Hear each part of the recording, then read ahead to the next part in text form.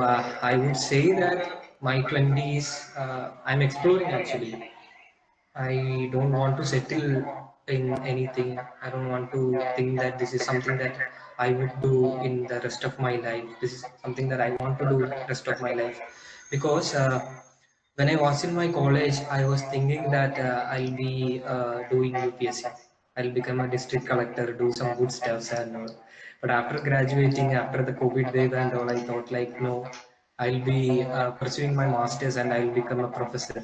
I'll gather a lot of knowledge and I'll, disseminate the knowledge to the college students or whatever.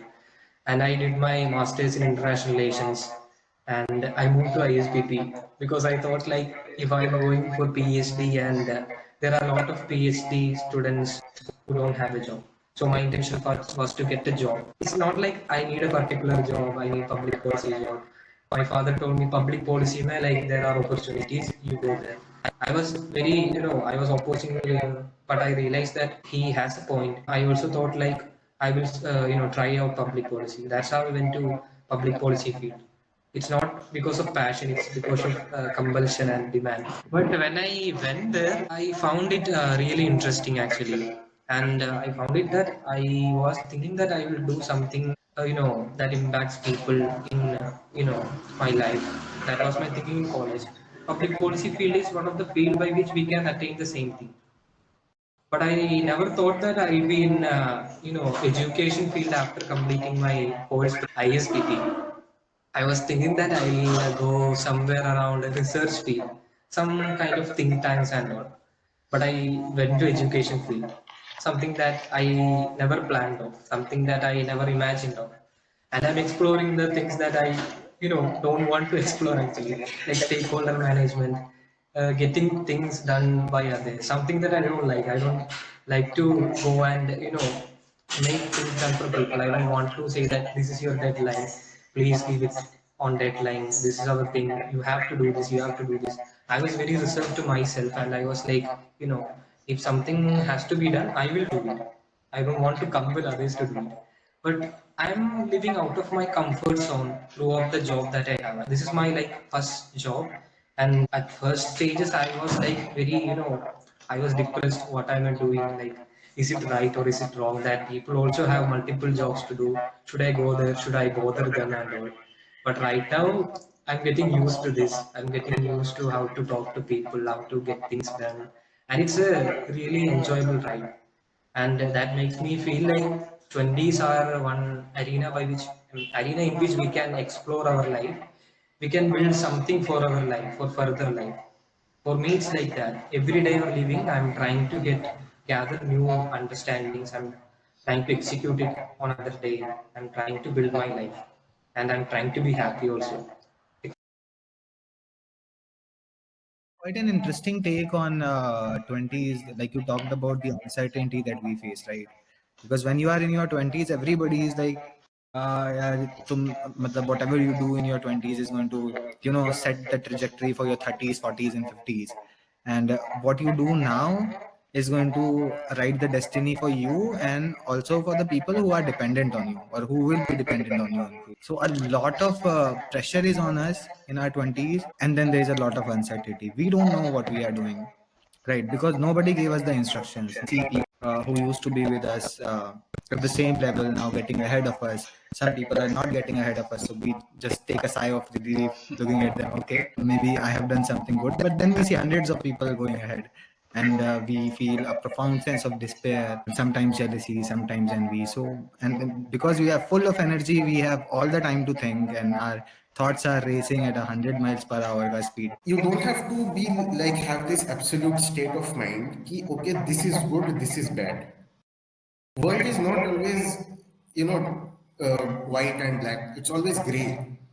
So once you develop that mentality कि यार चलो ठीक है ये नहीं मिल रहा है तो चलो ठीक है ये कर लेते, but whatever I'll do my best.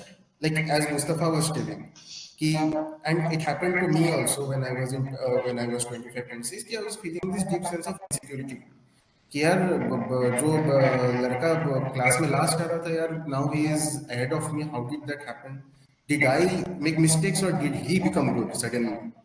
So you have these questions inside your mind that some of the things you can't share with others, even with your parents, because those are your deep inside thoughts. And having those conversations with yourselves will make you a completely different person, which I'm sure all of you will be, because all of you think deeply about yourselves and contemplate about yourself. So that sense of competition, कि हाँ अभी ये कर, it's okay. I mean, at some point of life, you will accept what it is, and you would have tried hard. You will accept what it is and just be content with what you have. But right now, as like when I see you guys, I feel like living my mid 20s once again. The fun you guys are having.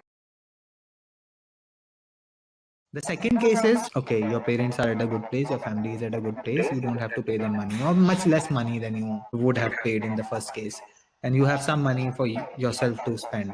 In that case, I would say go bonkers. Till 25, that is the first half of your 20s. Spend as much money on things that you have always aspired to do, always aspired to own, till the time that you could not, because you must have always aspired to own something, a G-Shock maybe, talking about watches. When your friends in school, they would pull in with a G-Shock and you would say, my father would never buy me a G-Shock. Or something else, let's say eating at McDonald's, Domino's, and now you have the money, you should eat at McDonald's, you should eat at Domino's, at least by the age, till the age of 25. You are making money, treat yourself, you have worked really hard in your life, you are at a position right now that you can spend money on yourself, fulfill all your aspiration, fulfill all your dreams till 25. Maybe after that be a little careful and save, start saving money, but till 25 I think you should, because this age is not going to come back, this energy is not going to come back, and this carefree luxury, right now we can actually be careless, reckless, and take experiments in our life, do experiments. So let's do that, yeah. Till 25, I think if you are making money and you are giving enough money to your parents, spend money on yourself, on your aspirations, and all the things that you ambitioned in your life, and all the little funds. After 25, maybe start saving. But yeah, that's my take. Yeah, very well said. And I think Jose Mustafa is nudging you to take that money out of chit fund and spend it. Like as Mustafa told, like it's very valid. Like at the end of the day, when you reach your 30s, you don't remember. You always remember the stupid stuff that you have done after spending money, maybe gone to somewhere, you know. Those things you remember. You don't remember those average days when you're sitting in class. Like you want to be a cool 31-year-old uncle with stories rather than boring one without stories. So yeah, it's good to spend money, but I agree with the family part 100% key. But one thing I would like to what I had done key, I invested in my personal growth. By personal growth, I don't mean key going to gym or whatever. It can be knowledge also. Like if you keep taking courses, online courses, or you go to whatever training, it can be anything for your personal development. But do invest in that, because a lot of 1% people who will be hearing to this will be, maybe they will know this key. You don't want your work persona to be your only persona. Then at some point you will get frustrated. Then you will try to become like IIT Baba. Don't do it that way. Always keep a side hustle or professional learning. Maybe you want to learn the guitar from a classical level. Try to learn that. Try to do something which, try to read poetry, try to read ghazals, like try to listen to shairi or whatever. So try spending money in that. Digvij, thanks for giving me this opportunity and some really interesting, great perspectives coming from Deepak and Rajit as well. Rajit, you know, uh, at a very significant level, advocating for intoxication, and Deepak actually endorsing it, saying, "Oh, it's okay if you're not impacting other people, harming other people." Also, he made a very valid point when he said that it enhances your social communication. I would talk about alcohol only because I've never tried other sources of intoxication. With alcohol, I think even especially for people who are in their 20s, they get inclined towards consuming alcohol for three reasons. First is because they are sensitive to its anxiety reducing properties. It lowers your anxiety. It makes you shed all your inhibitions, and you be this very free person. And the second, which connects to the point that Deepak made, that you are sensitive to its, to it making or enhancing your social communication. You are a more social person, you can have conversations with people. And then the third is it gives you a psychomotor high like cocaine, right? You consume alcohol and you're like, okay, I want to party, the party. So sometimes you, if you are genetically disposition to consume alcohol, then you feel all three of these reasons at the same time, and then you are like in a really bad state to get addicted to it, right? So I would rather say that in your 20s you are a walking hurricane of energy and insecurity, uncertainty, anxiety, and some amount of nicotine also in my and Rajit's case. At that time your mind is really racing, and I made this point earlier also, your mind is racing at a very high speed. You're always thinking, and it's the inner voice in you which speaks to you every time, all the time in your head. It's ringing. You need to put a pause to it. You feel there's a necessity to put a pause to it, right? There's this inner voice that is always speaking to you. You need to do good, you need to go do this, do that. To put that pause, youngsters like us, they resort to intoxication, and be it in any form. And it could be alcohol, it could be weed, like Rajit said, it could be other forms also. But it's just, in my opinion, it's just to put a stop to your inner voice, that clinging voice that is always ringing in your head. Because you are so full of energy, you cannot just go to bed by having a very unproductive life or unproductive day. Because everybody, the society is telling you you have to be at your best behavior because in your 20s, because this sets the trajectory for your 30s, 40s, 50s, and your life going forward. So you have to do something. So feeling all this burden of your life and the life of your life and the life of